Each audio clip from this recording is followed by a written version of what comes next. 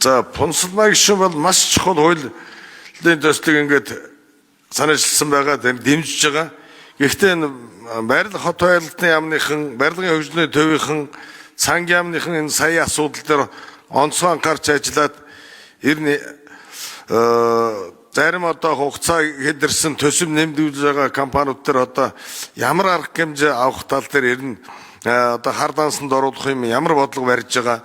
Тийм одоо барилга байгууламж улсын хэмжээнд одоо хичнээн байна ер нь.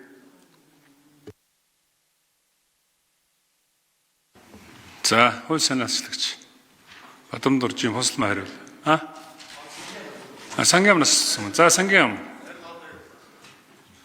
Барилга хот байгуулалтын яам. За, энэ дэрийн 3 дугаар микрофон. Бисэн гишүүн асуултанд хариулъя. Сангийн яам хөгжлийн санхүүжилт хөрөнгө оруулалтын газар дэлгэр жаргал. Тэгэхээр удаашралт сангийн яамны хувьд бол яг бид нэр төсөв санхүүгийн хяналтыг хэрэгжүүлдэг. Яг хөрөнгө оруулалтын төслүүдийг баталсны дараа худалдаа хожлагын тухай хуулиар худалдаа хожлагыг яваад за захиалагчийн хяналтыг бол тусдаа бас яг хэрэгжүүлдэг юм чигүүрэг бүхий байгууллагууд байдаг. За мөн дээрэс нь яг энэ захиалагчийн хяналтыг хэрэгжүүлснийхэн төлөө яг тухайн төслийн гэрээний үнийн дүнгээс тодорхой одоо санхүүжилтийг бол олгодог. Энэ дээр хоёр төрлийн хяналт байдаг. Зохиогчийн хяналт болон захиалагчийн хяналт гэдэг.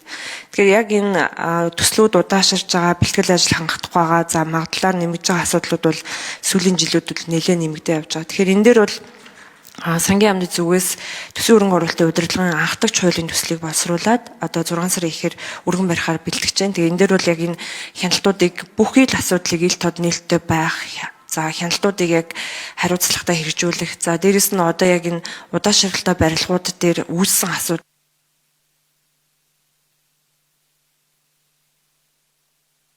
Нэмж 1 минутад хариулъя. Үүссэн асуудал дээр түр бүх эрсдлийг хариуцсан яваад байгаа. Яагаад тэгэхээр нэмэлт санхүүжилтүүдийг дандаа нэмж тусгадаг. Гэвч төслүүд маань ашиглалтанд орохгүй байгаа учраас хариуцлагын асуудлууд нэлээд хөндөж оруулж ирж байгаа хууль зүйд гүйцэтгэгч компани, захиалагчийн хяналт хэрэгжүүлж байгаа байгууллагууд гээд тэгэхээр яг энэ хуулийн төсөл дээр бол хариуцлага хяналттай холбоотой асуудлуудыг нэгдсэн байдлаар зохицуулахаар оруулж ирсэн тусгасан байгаа.